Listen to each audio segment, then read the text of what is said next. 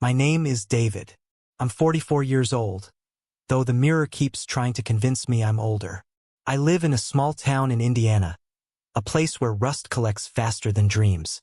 I restore things for a living, boats mostly, sometimes old furniture. People bring me what's broken, and I make it breathe again.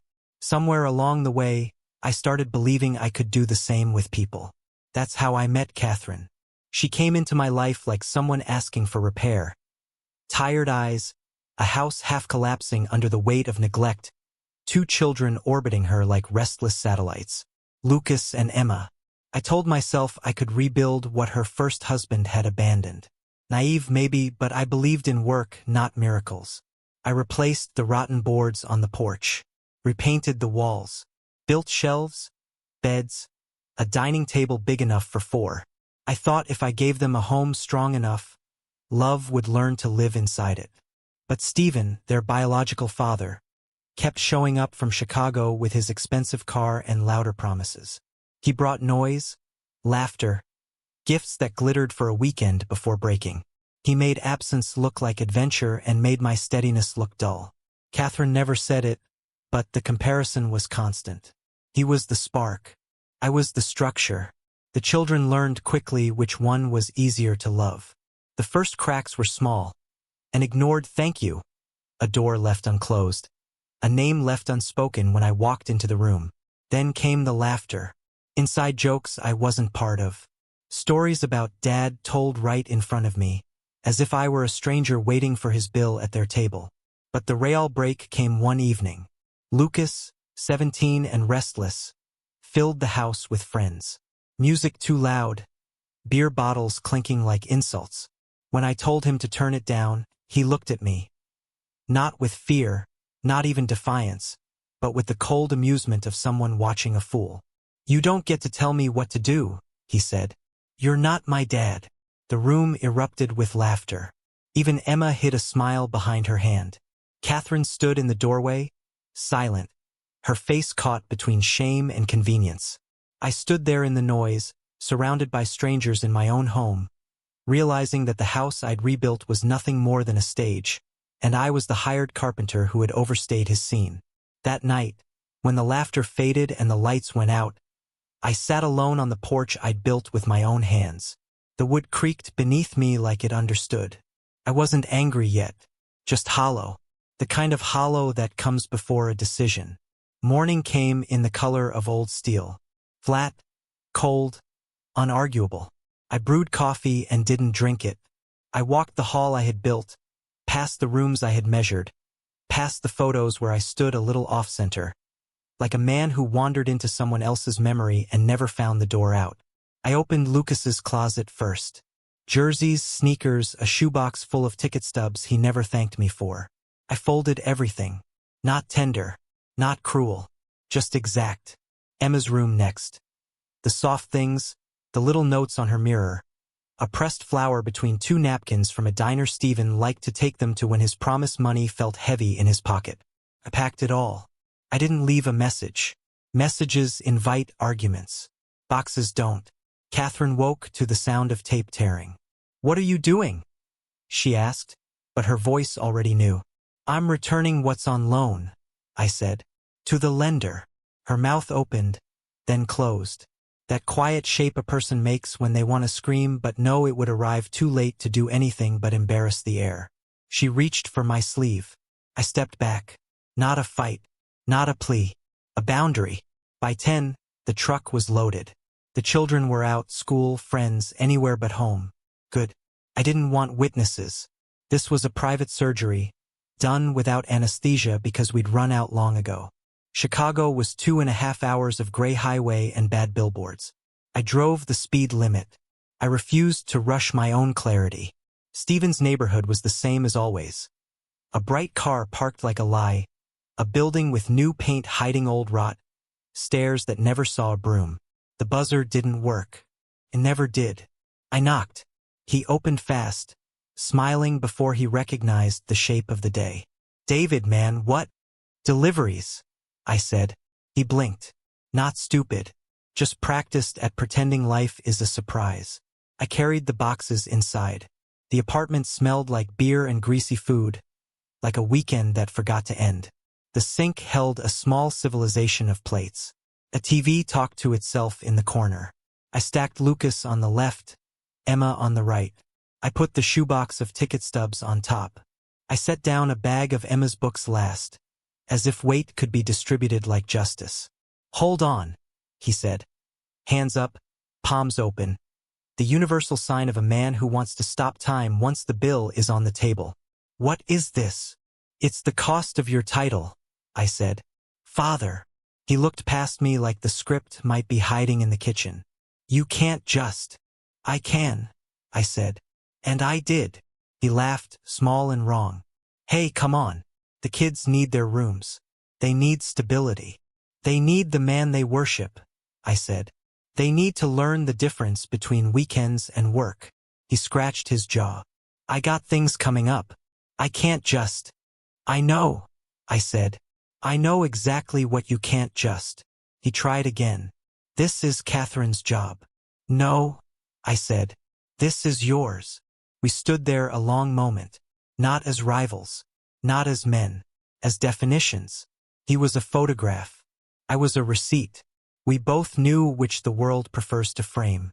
When I turned to leave, he grabbed one box like it might run away if he didn't show effort right there in the doorway. "I'll talk to them," he said. "You'll feed them," I said. "Start there." The hallway back to the truck felt cleaner than the apartment. The cold air tasted like a blade. I drove home with the windows cracked. The wind pulled at my jacket as if asking if I was sure. I was back in Indiana.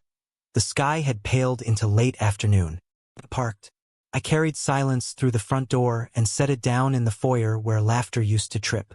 Then I changed the locks. New deadbolts. New keys. Machine oil and certainty on my fingers. The click of the bolt sliding home was the first honest sentence the house had heard in months. That night I slept without the weight on my chest. Not peace. Not yet. Just the absence of burden. Like the feeling when you finally set down a heavy tool and remember your hand has bones. The calls started in the morning. Catherine first. Her voice cracked the way wood does when it's been dried too fast. "David, please. Where are their things?" "With their father," I said. Silence. Then a choked breath. "You can't do this to them." "I didn't do anything to them," I said. "I stopped letting them do it to me." She hung up. She called back. She didn't leave messages. Then Lucas. A volley of texts that mistook profanity for argument. I read them all. I answered none. Emma's message came late. Soft. Careful. "I'm scared." I put the phone face down on the table. I looked at the table's grain, how the dark lines kept their shape under pressure. I breathed until the urge to explain passed. By noon, Stephen called. His voice had the sudden humility of a man whose charm had hit a locked door. "Hey, about school lunches, and, Emma's prescriptions and Lucas's." "Look, I'm in between. Budgets are moral documents," I said. "Write yours." "Come on," he said. "Don't be like that." "Like what?" I asked. "Responsible." He tried to laugh. The sound died in his throat. "You're really gonna leave me with?" "I left you with yours," I said. "That's all." I kept working. Sanded a rail. Cut a new rib for an old boat whose owner had finally admitted rot by the waterline. The shop smelled like cedar and old varnish, like the slow patience of things that want to float again. My phone trembled itself across the workbench. I let it. I learned the courage of not answering. Evening brought another round. Catherine again, voice thinner now. "There with him." "I know," I said. "He's not." "I know," I said again. "You changed the locks?" she asked. "Yes. On me." The words landed small, like coins hitting a jar with no label. "On the house," I said. "On the way things were." She whispered my name like it could still move me. For a second, it almost did. "Habit is a tender leash. Cut it." "Catherine," I said. "My love never made rules. My money did. From now on, they travel together or not at all." She cried then. Not loudly. Not for me. For the math. I stayed on the line until the sound turned into breathing. Then I hung up because mercy, too, needs boundaries. The next days stretched long and gray. Calls from the school about fees. Emails with red banners. Stephen again, each time smaller, each time promising a plan like a man offering a map to a country that won't exist by morning.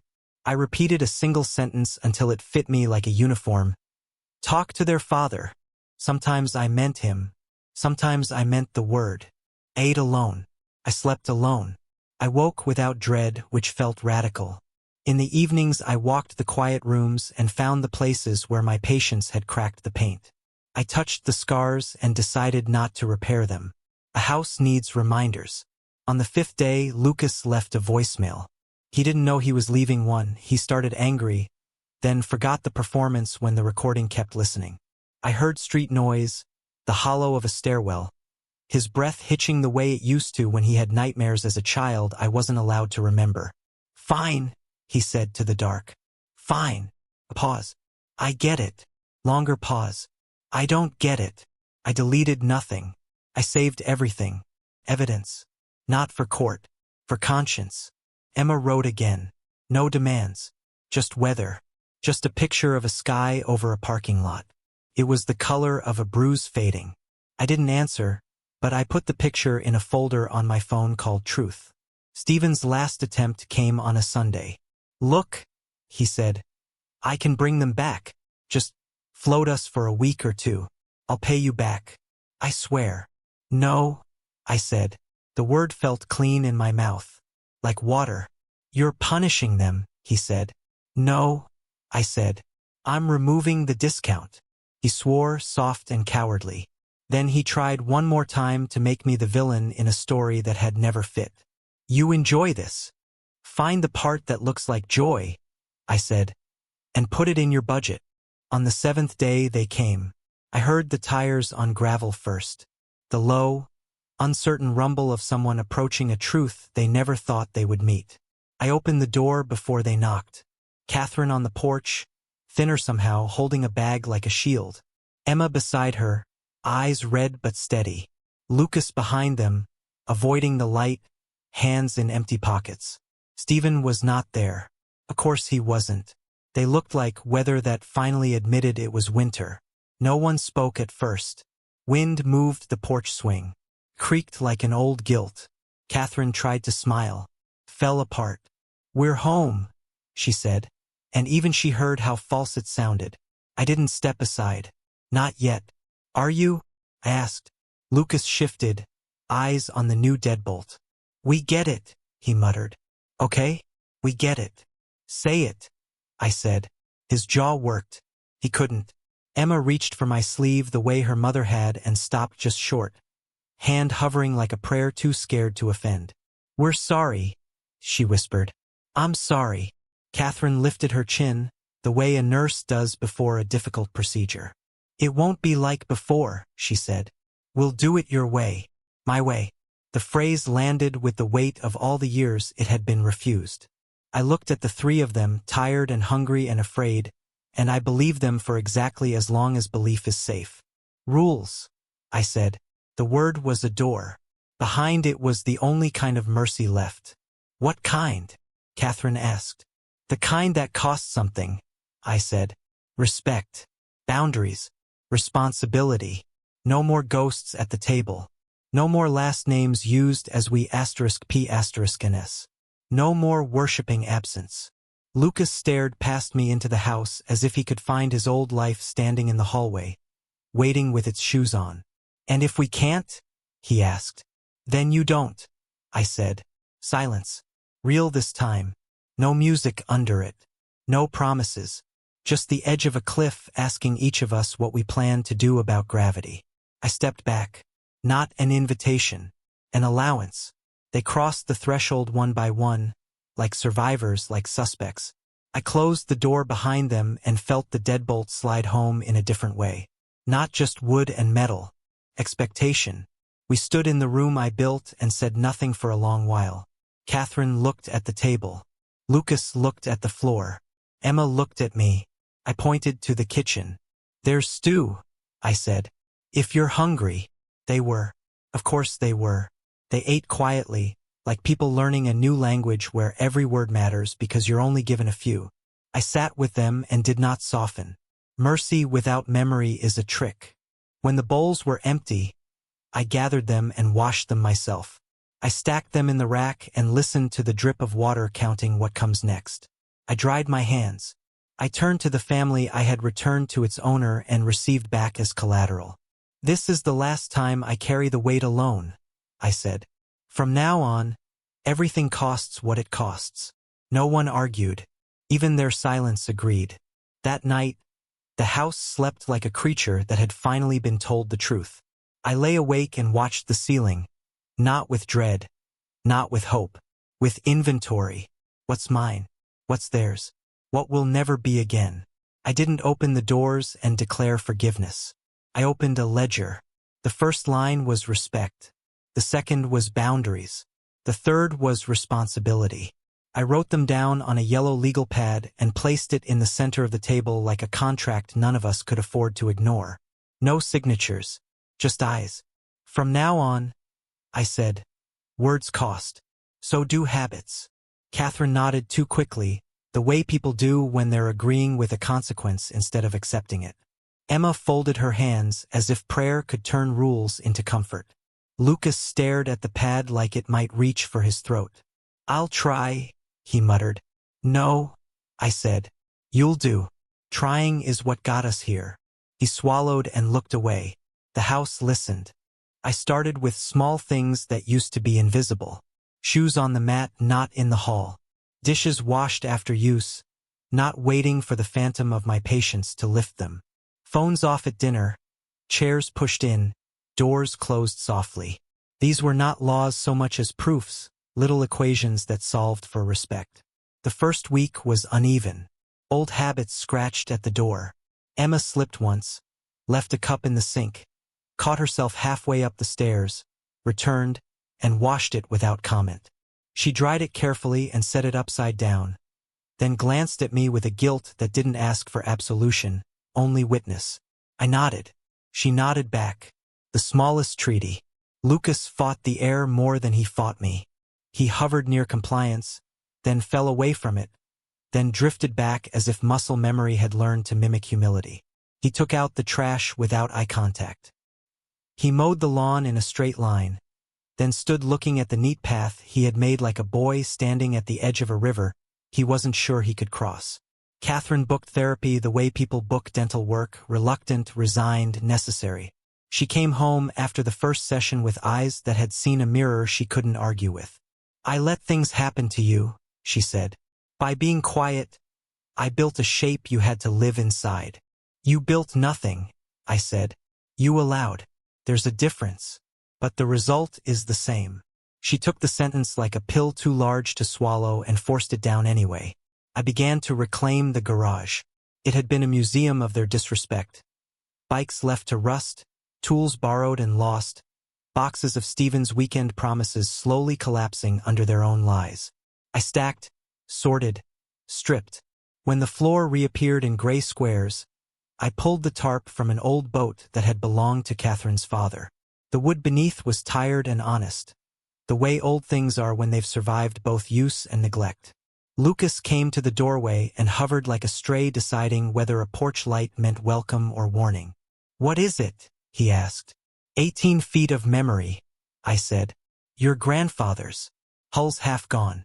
Ribs are soft. She'll float again if someone means it." He stepped inside, hands in his pockets, the pose of a boy who wants to help but is afraid to be refused.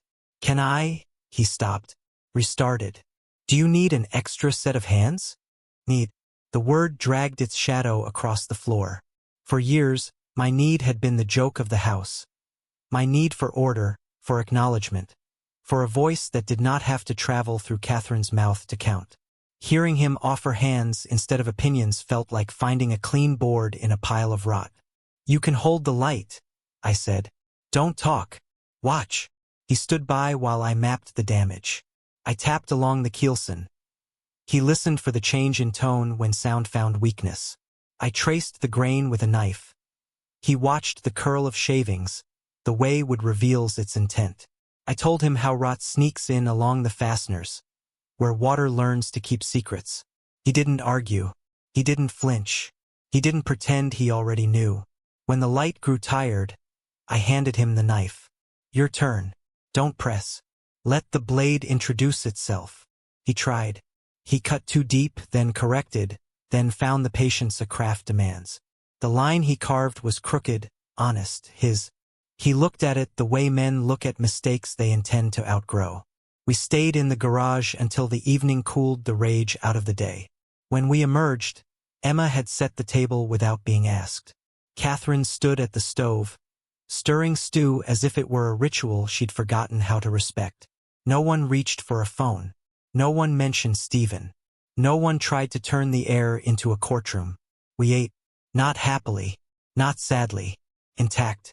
After dinner, I left the legal pad where it had been and added a fourth line. Consequences. I didn't read it aloud. I didn't have to. The word changed the room's temperature. That night, I slept lightly, the way you sleep near a fire you trust but still watch. Around 2, I heard the soft clatter of a glass carefully set in the sink. I heard running water. I heard a whisper, Emma, telling herself, good.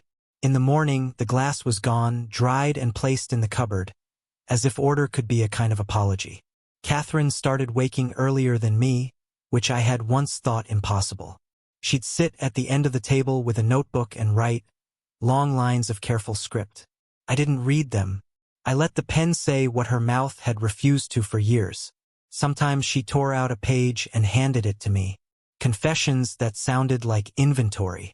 I let silence spend your money, one said. Another, I taught the children that love is free and respect is optional. I was wrong.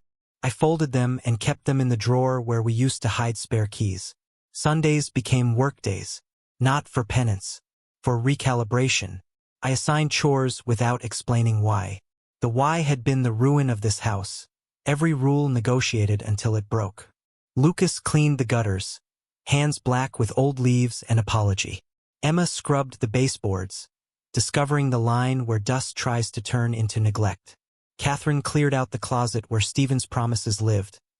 Shirts bought on afternoons he didn't stay for dinner. Sneakers with laces never tied.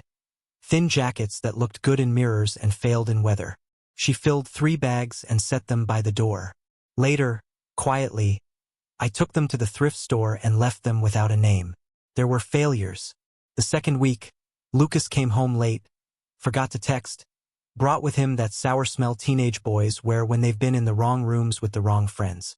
I was waiting in the dark like a verdict. Keys, I said. He handed them over in a clatter that tried to be defiant and didn't quite get there. Curfew moves to 9, I said. I'm not a kid. No, I said. You're a man who doesn't yet keep promises. Until you learn, you'll live like a boy.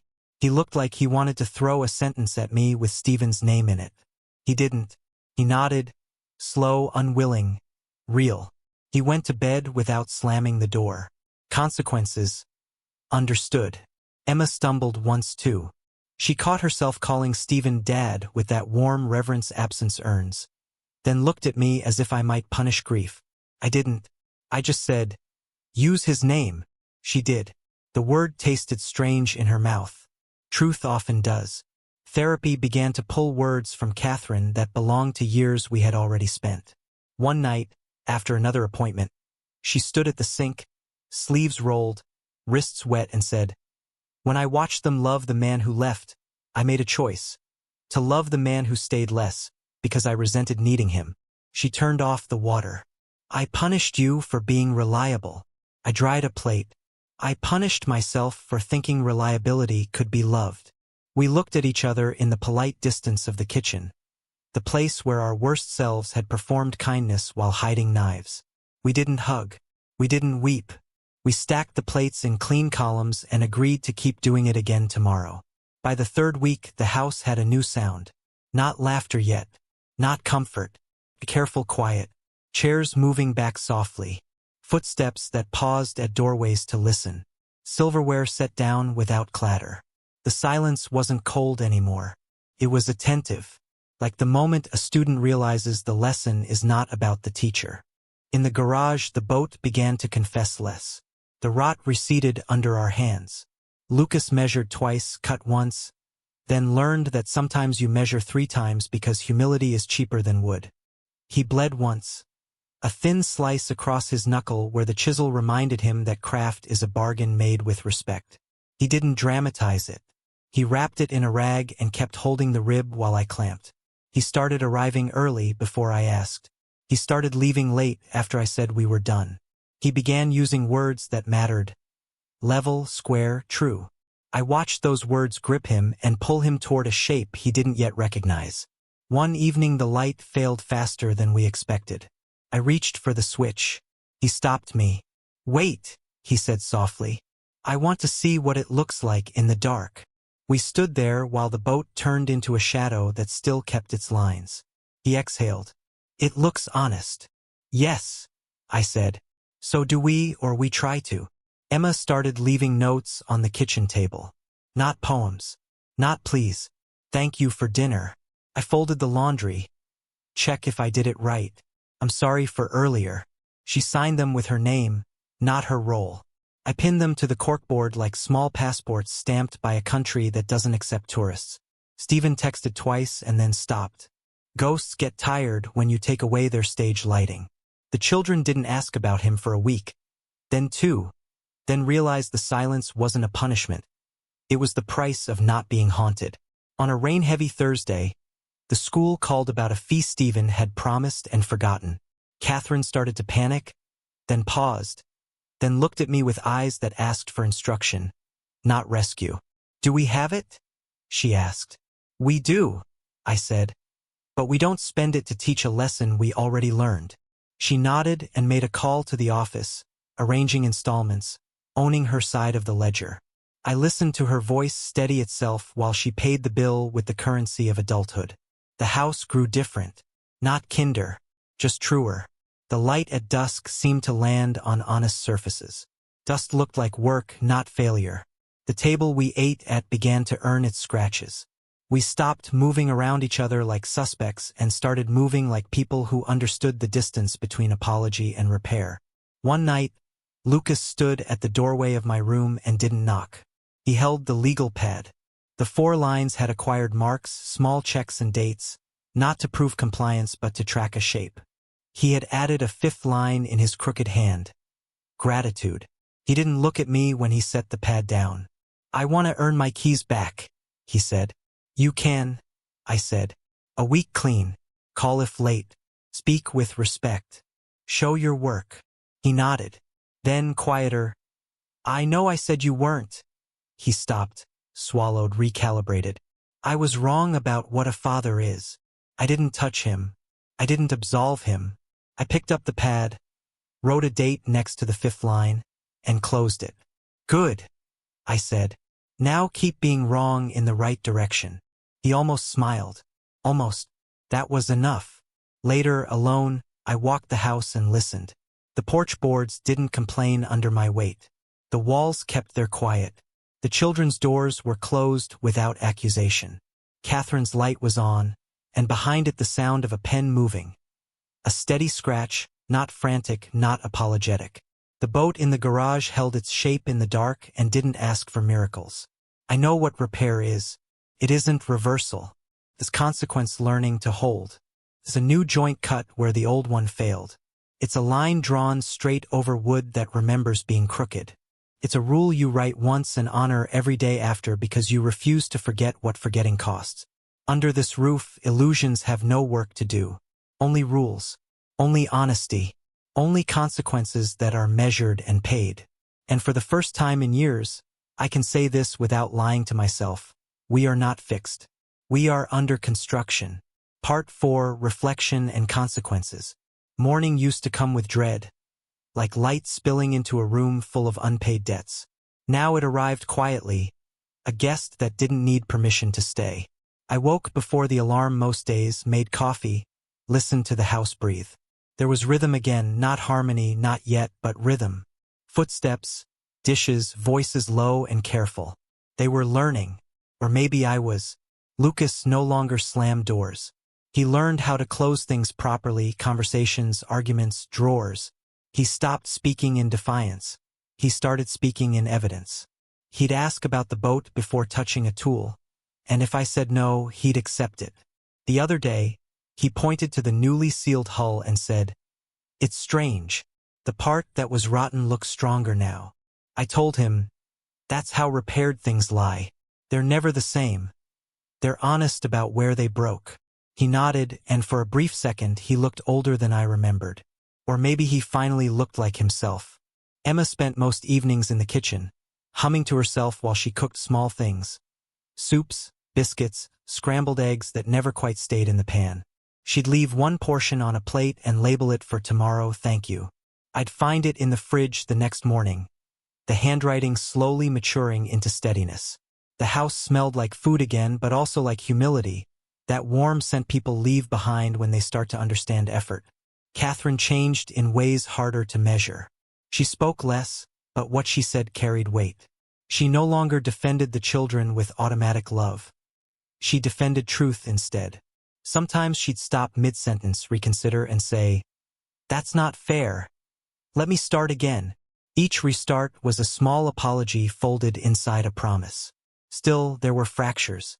A family rebuilt on consequence doesn't move without the sound of strain.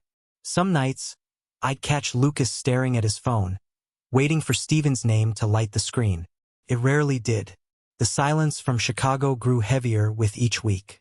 When it came, it wasn't a call. It was a message. Asterisk proud of you, kid. We'll catch up soon. Asterisk nothing more. Lucas showed it to me like proof that ghosts can still text. I didn't say what I wanted to. That pride means little when it costs nothing. Instead, I said, keep his words if they help, but measure them against deeds. He pocketed the phone. "I know who's here," he said, and though he said it softly, it landed loud enough to fill the room. Catherine heard it too. Her eyes glistened, not from sentiment but from understanding. The first shared one we'd had in years. Days bled into weeks. The boat began to resemble purpose again. The frame held, ribs replaced, joints tight, seams sealed. We named it Mercy, not because we felt merciful, but because mercy without honesty is only delay. The night we painted the hull, rain began outside, tapping against the tin roof of the garage. Lucas worked in silence beside me, his brush strokes careful, reverent. After a while he said, "You know, it's weird. I thought punishment would feel worse than forgiveness." "It does," I said. "At first." He frowned, processing. "And later it feels like work that means something." He smiled, not wide, not boyish, but steady. "Then I'll keep working." We finished the coat in silence. The rain didn't stop. I realized we had painted past midnight, the hour when all promises are either lies or truths you can live with. Inside, Catherine was waiting, not watching, just there. Reading in the dim light, her glasses slipping down her nose. "You two lose track of time," she said. "Maybe we found it," I answered. She closed the book and came closer. "Do you ever think about before?" "All the time," I said. "That's why this works. Forgetting is how we got lost." Her eyes searched mine for a softness I didn't have anymore. "You still don't forgive me," she said. "I do," I said, though the word didn't taste like absolution. "I just don't forget the cost. That's the difference." She nodded slowly, understanding the kind of forgiveness that doesn't reopen doors. "I can live with that. So can I." For a few weeks the rhythm held. Then life, as it does, tested the foundation. One afternoon, a letter arrived, addressed to Lucas, but in Steven's handwriting. Inside, $200 and a note. Asterisk, buy yourself something fun. Sorry I've been distant. Work's been rough. Asterisk. Lucas showed it to me like a confession. "What should I do?" he asked. I didn't answer right away. I looked at the bills, crisp, folded wrong, carrying the smell of someone who thought guilt was currency. "Do what you want," I said. "Just understand what's being bought." That night, he left the money on the counter and went to bed.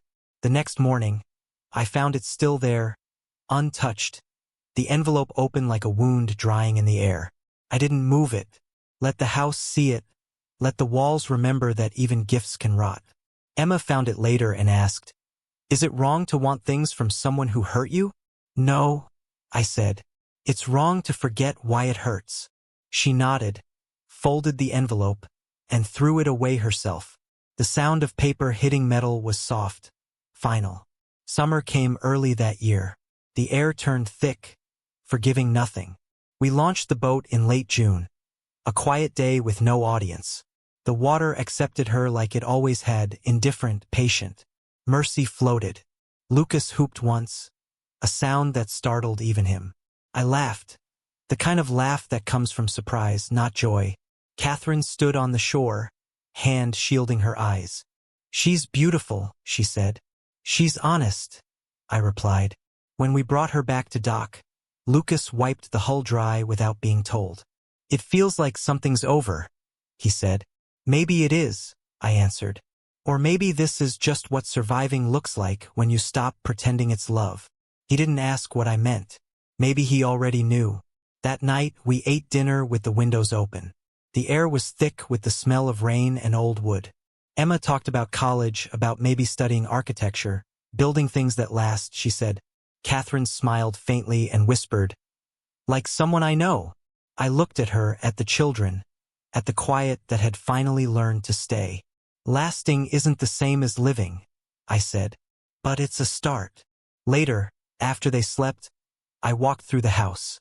Every wall I'd painted, every floorboard I'd nailed down, every photograph now rearranged with balance. My eyes landed on one I hadn't noticed before. The four of us on the porch, the new boat behind us. Lucas had his arm around Emma's shoulder. Catherine leaned into me, not for show but for steadiness. No one looked away from the camera this time. I almost didn't recognize us. I sat down at the table and opened the drawer where Catherine's notes were stored. I added one of my own. *Respect once broken never returns the same. It becomes something sharper, shaped by consequence. What we built here isn't peace, it's accountability. I folded the note and left it there. For them or for me, I didn't know which. Outside, the wind shifted. The porch creaked but held. Catherine stirred when I came to bed. "You're awake," she whispered. "I'm always awake now," I said.